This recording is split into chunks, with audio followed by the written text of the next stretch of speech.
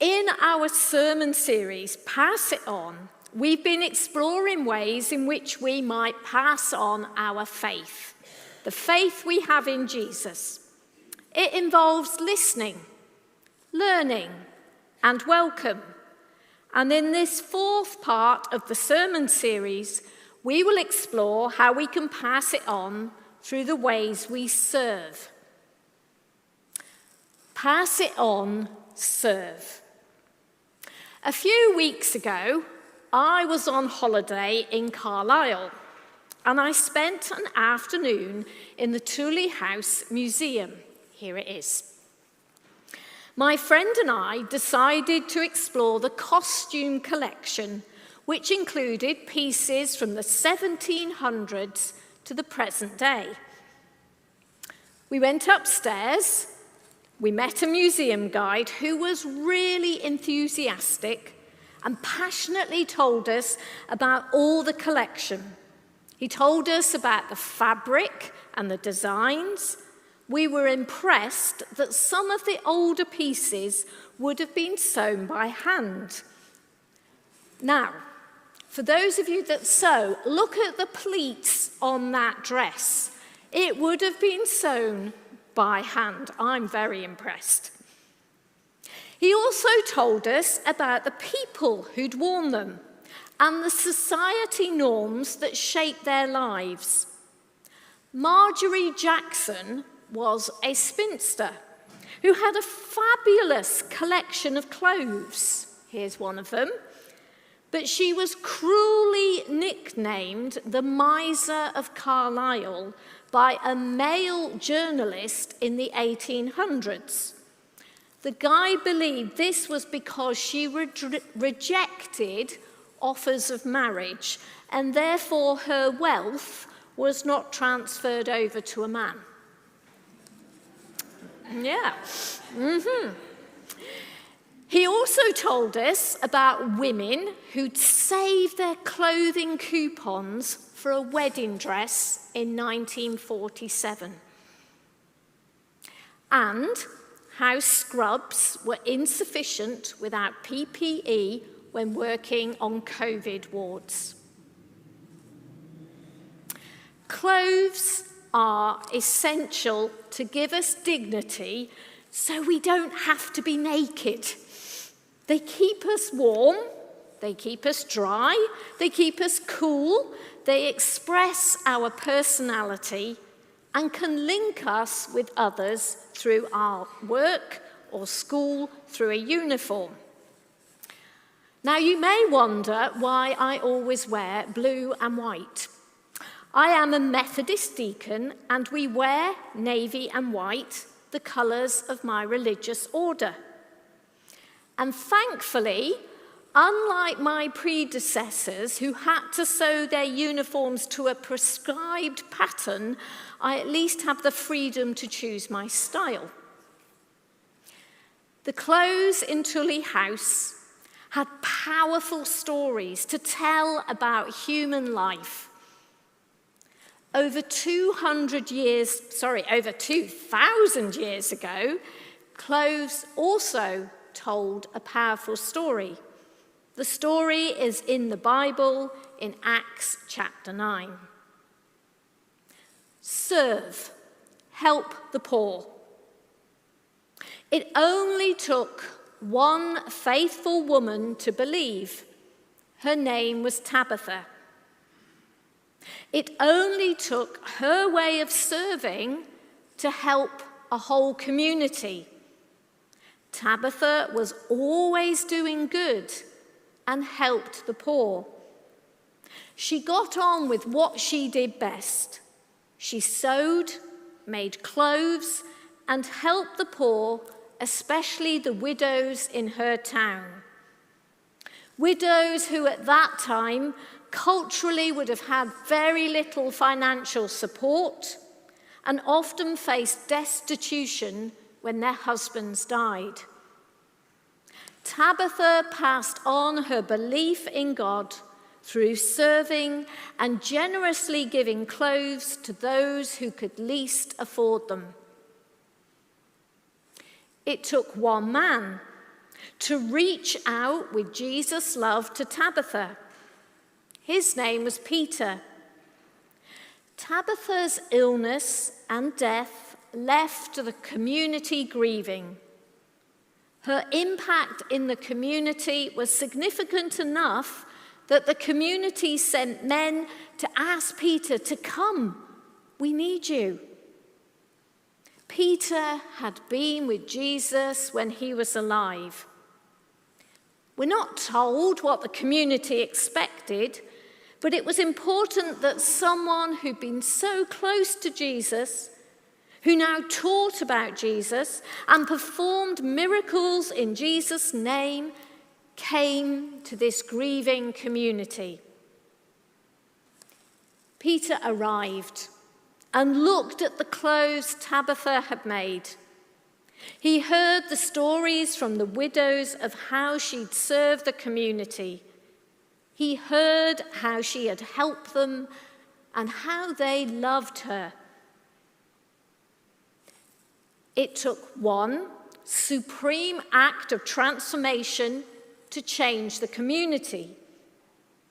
Peter had been with Jesus when he'd raised the synagogue leader's daughter, Jairus, from the dead. In a similar style, Peter asked the mourners to leave Tabitha's room. He prayed, she opened her eyes, and he helped Tabitha back to her feet. Tabitha was alive again and reunited with the other believers and widows. She had the opportunity to continue to do good and serve the poor. Her story was told all over town. Her restoration made an impact, and many believed in the Lord. Serve. Continue to do good. It takes one person to serve, to do something with generosity and love to make a difference to our church community. Dyes used in clothes were originally made from natural materials, and fabric designs are often inspired by nature.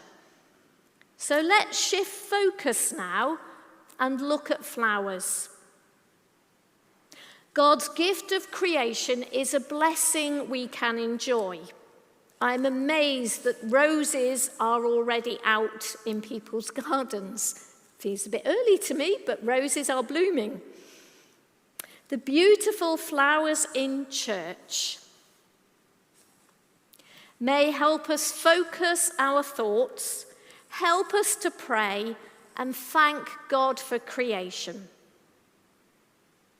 Each week, one person, or sometimes several, serve the whole church community through their beautiful display of flowers. The volunteers in the flower display team generously give up their time to arrange the flowers. They pass on their love of God through the gift of flower arrangement. Members of this team have told me how they have developed in this role. Some of them started not really knowing what to do, but they learnt. What is needed is a willingness to learn and have a go. I am delighted that our flower delivery team is once again operational. And here they are. So on a Monday after Sunday worship, they come, they take the display, they split it into bunches that then can be taken out to people. People identified by our pastoral team.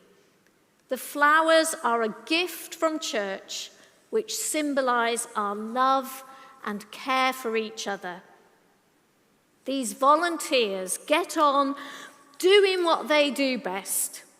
They give up their time, they offer unconditional love as they deliver the flowers. To serve is a powerful story and witness. Clothes tell a powerful story. Flowers tell a powerful story.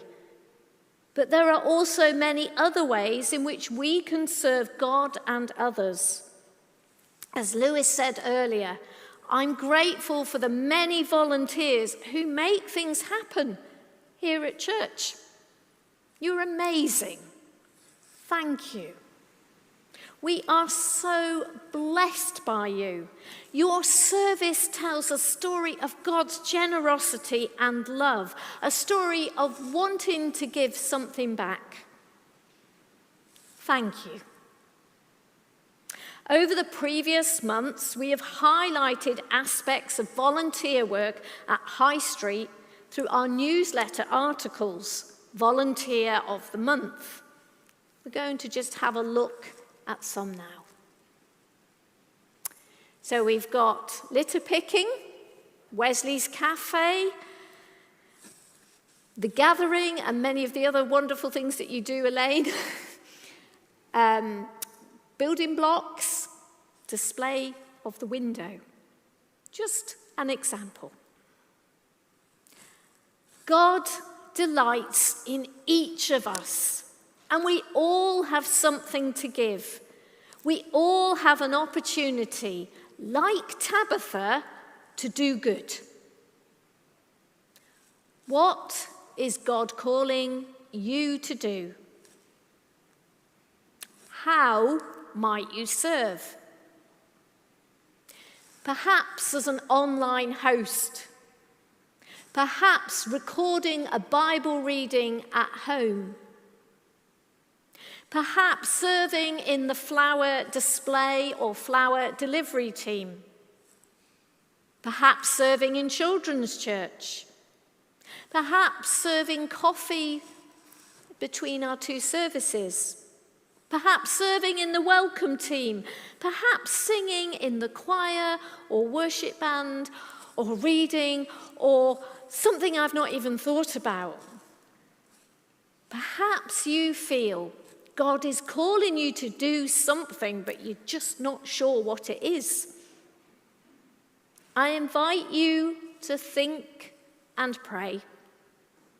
If you do feel called to serve, there are some cards and pens around.